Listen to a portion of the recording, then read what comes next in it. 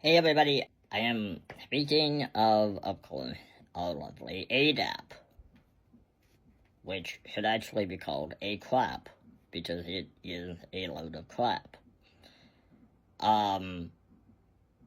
Yeah. So, if you don't know, the government,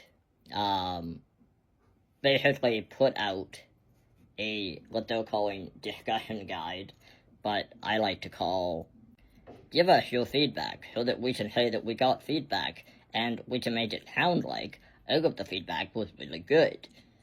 But we'll get back to that. So they put out this discussion guide for ADAP, which is Alberta Disability Assistance Program, and then they gave people ways that they could give feedback. They did a survey, which is still active and you can still fill out until September 12th, 2 days from now. There were also a couple of telephone town halls. From all accounts of people that I know, those town halls were a load of crap, so ACRAP. They had character limit on questions and comments that people could give, and there was no opportunity to speak, from what I've heard. Originally, when they brought out the shiny new policy, they said that it would be an opt-in thing, and that it would help people bring home more of their income without worrying about losing so much of their benefit. Right now on assured income for the severely handicapped, you can make $1,072 before they start clawing it back. So they had all of this, and according to the discussion guide and what we've heard, their plan is, instead of it being opt-in, their plan is to take 77,000 Albertans off of A and throw them onto ADAP. Now, can some people on A work? Yes. Can all people on A work? No. No.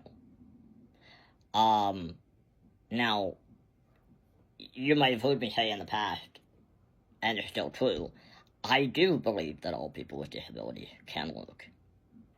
However, there needs to be the correct accommodation and accessibility in place in order for that to be successful. And that includes some of the accommodations that we don't even talk about when we talk about inclusive employment. And that's things like people that have chronic illness and chronic fatigue that can't work 5 days a week, 7 days a week, 9 to 5. They need narrower time frame of working and to be compensated for the work that they can do. But again, that's a whole nother video. I've had people get mad at me for saying everybody on ACE can work. But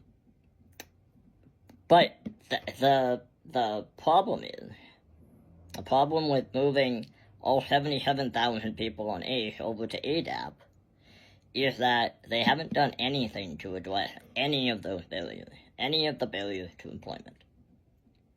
Any of them, including accessibility legislation, which we have been telling them we've needed for years. Also, unemployment in Alberta is insane right now. The unemployment rate in Alberta, which is 8.4%, basically within the last 2 months, Alberta has lost 30,000 jobs. But yet, the UCP somehow think that these jobs are going to fall out of thin air. Which they're not.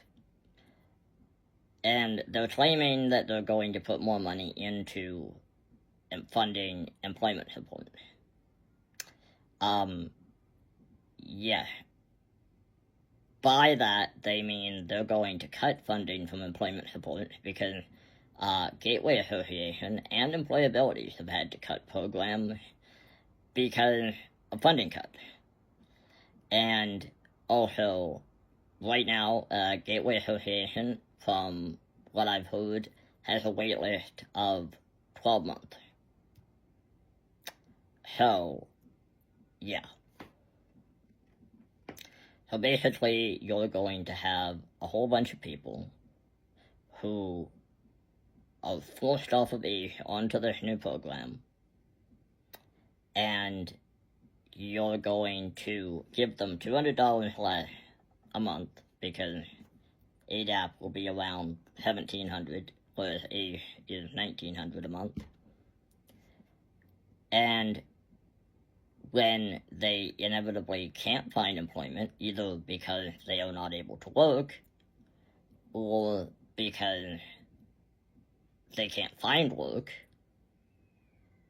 then they're going to be forced to reapply for ACE. Well, by the way, rent keeps increasing. So, what's going to happen? People are going to end up on the street. People are going to end up turning to things like MAID, medical assistance in dying, because they can't afford to live. Because this government only sees their value if they're employable. That is the message that this government is sending. And if they do reapply for ACE, and for whatever reason, by the way, they're going to have a review panel that will determine if they are eligible for ACE or not. If the review panel says, nope, they're not eligible, after, by the way, the person having to resubmit a medical evaluation, which they've already done, then that person is out of luck. They'll be given resources for income support. But, yeah. It's absolutely horrific. It is playing with people's livelihood. A friend of mine keeps saying that it's eugenic. I think it is a form of eugenics. It is absolutely awful what this government is doing. Is this a good use of your taxpayer dollars? If the answer to that question was, fuck no, that is not a good use of my taxpayer dollars, I have a solution. Yes, if you really, really want to, go and do the survey. But, and if you haven't already, go and do the survey. But don't just do the survey. Please don't just do the survey. I went through this with the Canada Disability Benefit. This is performative. Okay? They don't care about your feedback. So, do the survey. Put your heart and soul into responding to the survey. I'll have all the links in the description. Put your heart and soul into the survey. But copy all of your answers into a Word document or an email template. And there's also an email address that you can send feedback to also until September 12th. Send it to that email address. Send it to Danielle Smith, Premier Danielle Smith. Send it to Jason Nixon. Send it to Marie Renaud. Send it to the Disability Advocate, because every single time the Disability Advocate gets a letter or an email, they have to report that. They have to say, at the end of the year, we got this many emails about ADAP. And send it to your MLA, because we need a lot of people to send letters, to make phone calls. Please send letters even after the 12th. We need allies, we need people to hound this government and tell them that this entire policy is a hot pile of shit. And it is cruel, and it is uncalled for, and it is going to literally kill people.